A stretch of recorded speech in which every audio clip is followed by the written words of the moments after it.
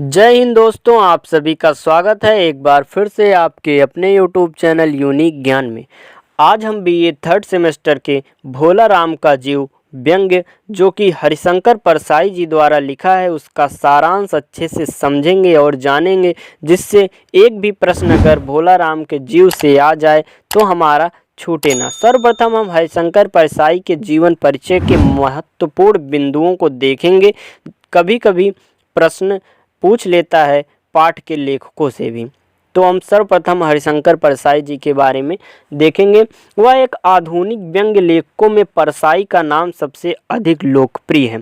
अगर हम आधुनिक व्यंग्य के लेखकों में अगर देखें तो सबसे प्रसिद्ध लगभग लोकप्रिय जो हैं वह हरिशंकर परसाई जी ही हैं।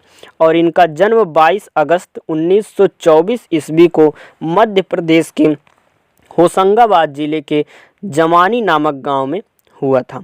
इनकी आरंभिक शिक्षा इसी ग्राम प्रदेश में संपन्न हुई थी। कौन से गांव में? जमानी नामक गांव में। इन्होंने नागपुर विश्वविद्यालय से हिंदी में एमए किया था। कुछ वर्षों तक अध्यापन कार्य करने के बाद इन्होंने सन 1947 में विद्यालय की नौकरी छोड़ दी थी। यह जबलपुर में रहकर स्वतंत्र रूप से लेखन कार्य में निरत रहे।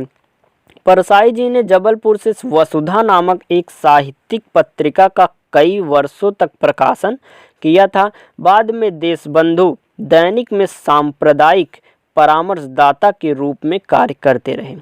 वहीं से प्रकाशित होने वाले प्रहरी पत्रिका में इन्होंने उदार नाम से लिखना आरंभ किया था। बाद में वे हिंदी की प्रायः सभी प्रमुख पत्रिकाओं से स्तंभ लेखक के रूप में जुड़े रहे। इनकी रचनाओं के बारे में अगर हम बात करें तो यह उपन्यास, कहानी, निबंध, रेखाचित्र, रिपोर्टाज आदि सभी विधाओं में भी साहित्य इन्होंने लिखा हुआ है।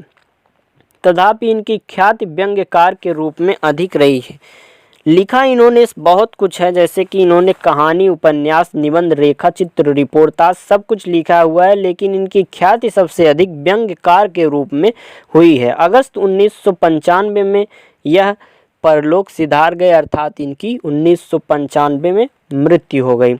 इनके कृतित्व जो हैं यह परसाई जी ने कहानी, निबंध, उपन्यास, रेखाचित्र, रिपोर्टाज सभी विधाओं में लेखन कार्य किया है, पर एक व्यंग्यकार के रूप में इनकी विशेष पहचान बना ली गई थी।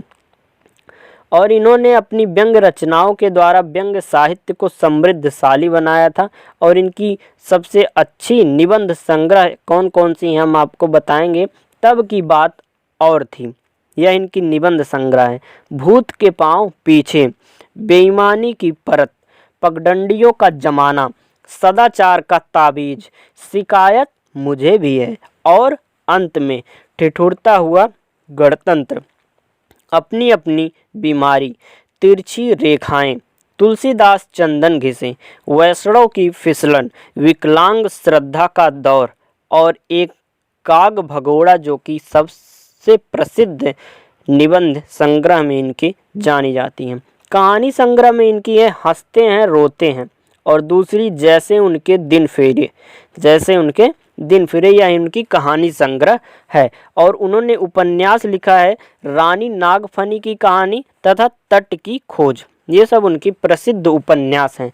हमने हरिशंकर परसाई जी के बारे में बहुत ही अच्छे से जान लिया है।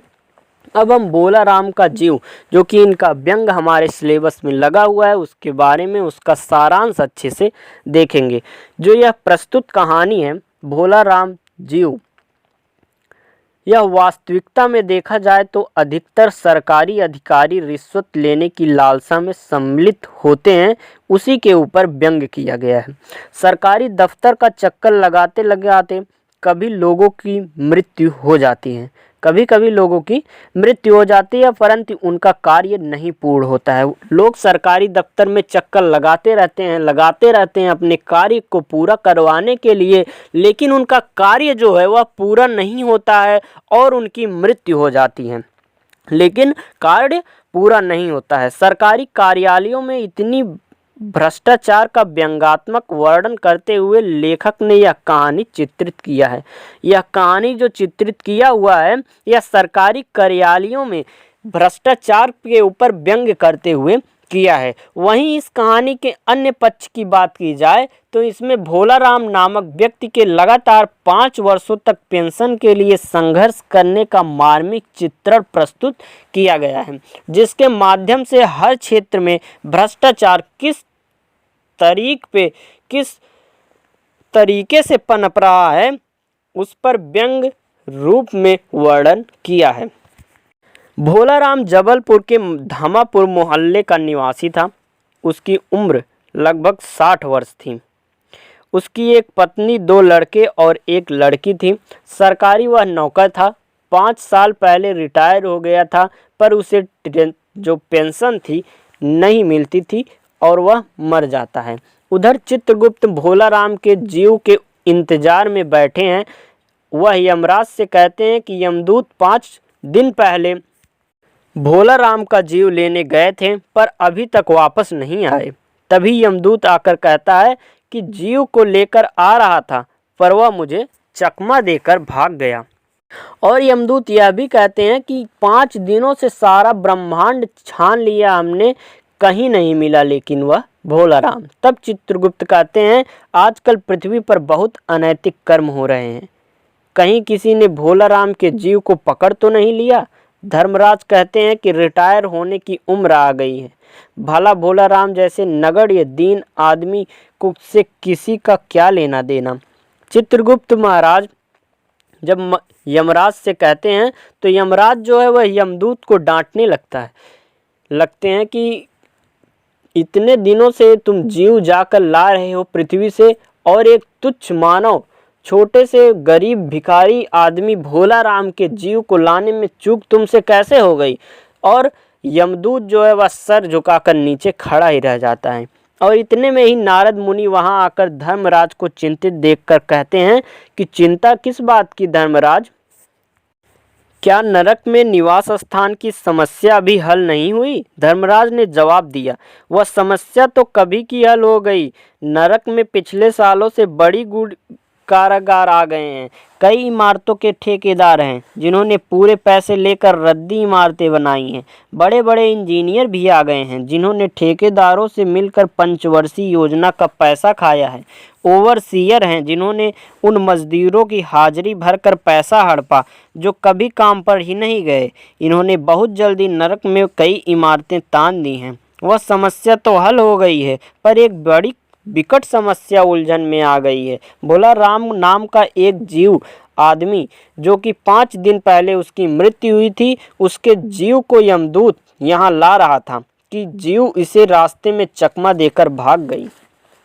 नारद पूछते हैं, यह कैसे हुआ महाराज। नारद ने पूछा, इनकम टैक्स तो बकाया नहीं था उस भोलाराम का, हो सकता है इनकम टैक्स वालों ने रोक लिया हो। चित्रगुप्त कहते हैं, भूखा मरा था। नारद जी चित्रगुप्त से नाम पता लेकर पृथ्वी पर देखने चले जाते हैं। नारद जी कहते हैं कि चित्रगुप्त जी हमें बताइए तो जरा भोलाराम जी के बारे में, मैं जाता हूँ पृथ्वी से उसको ढूंढ कर लाता हूँ। पृथ्वी के अंदर आकर नारद साधु के वेश में भोलाराम की पत्नी से बात करते हैं। भोलाराम की बीमारी के विषय में पत्नी बताती है कि वह गरीबी का बीमारी था। पेंशन 5 साल से नहीं मिली। इन 5 सालों में सब गहने बेचकर गुजारा हुआ, बर्तन बिके, अब कुछ नहीं बचा था। चिंता में घुलते घुलते भोलाराम मर गया। भोलाराम की पत्नी नारद से पेंशन दिलाने का अनुरोध करती है। जब जाते हैं नारद जी तो उनकी भोलाराम की जो पत्नी होती है वह अपने दुख को, अपनी पीड़ा को नारद जी अर्थात उस साधु के सामने व्यक्त करती है और अंत में यह भी कहती है कि पेंशन दिलाने के लिए हमें कुछ तो करिए, जो हम लोग बचे हैं उस पेंशन से अपना जीवन यापन करें। नारद भोलाराम के पेंशन दफ्तर जाते हैं पेंशन के लिए उनके, तो वह कहता है कि भोलाराम ने दरख्वास्तें तो भेजी थी। जब वह नौकर से एक बाबू से पूछते हैं साधु बनकर, तो वह बोलते हैं कि भोलाराम ने दरख्वास्तें तो भेजी थी पर उस पर वजन नहीं रखा था, इसलिए कहीं उड़ गई। तब नारद जी कहते हैं कि देखो यहाँ टेबल पे तो कई पेपर वेट रखे हैं, क्यों नहीं इसको रख दिए होते, कैसे उड़ गई वह उनकी दरख्वास्तें। तब वह समझाता है, जो बाबू रहता है वह कहता है कि आगे जाओ, दूसरे बाबू से मिले और उनको यह समस्या बताओ, वह समस्या हल कर देंगे। ऐसे एक के बदले वह 10 से 20 बाबू से मिल लेते हैं।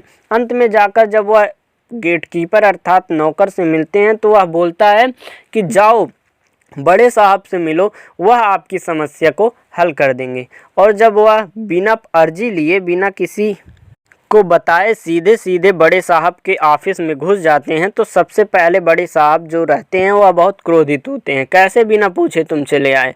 तो वह कहते हैं कि आपका जो गेटकीपर था वह सो रहा था, हम तो ऐसे ही चले आए। और वही समस्या फिर जाकर वह बड़े बाबू अर्थात बड़े साहब को समझाते हैं। साधु जो बनकर नारद जी गए रहते हैं और फिर सरकारी कार्यालय में जो बड़े साहब रहते हैं वह नारद मुनि को उदाहरण देकर समझाते हैं कि जिस तरह मंदिर में भगवान को भेंट चढ़ाई जाती है, उसी प्रकार सरकारी कार्यालयों में काम करने के लिए भेंट चढ़ानी पड़ती है। भोला राम की फाइल पास करानी है तो नारद जी कुछ न कुछ रिश्वत देनी पड़ेगी। उसे नहीं पता था कि ये नारद जी, वह उससे मुनि के रूप में बात करता है, हे मुनि तुम्हें कुछ न कुछ रिश्वत तो देनी होगी। सीधे सीधे यही इशारा करते हैं वो बड़े साहब। फिर जब मुनि कहते हैं कि साधु जो बने रहते हैं कहते हैं कि मेरे पास कुछ भी देने को लिए नहीं है, तो वह सीधे सीधे उनकी वीणा को मांग लेता है। और जब वीणा दे देते हैं तब वह भोला राम की फाइल को मंगाता है और साहब कहते हैं कि अपनी वीणा दे दो, मेरी लड़की के काम आएगी। नारद वीणा मेज पर रखते हैं भोला राम की पेंशन की और फाइल तब वह मंगवाता है। कौन? बड़ा साहब।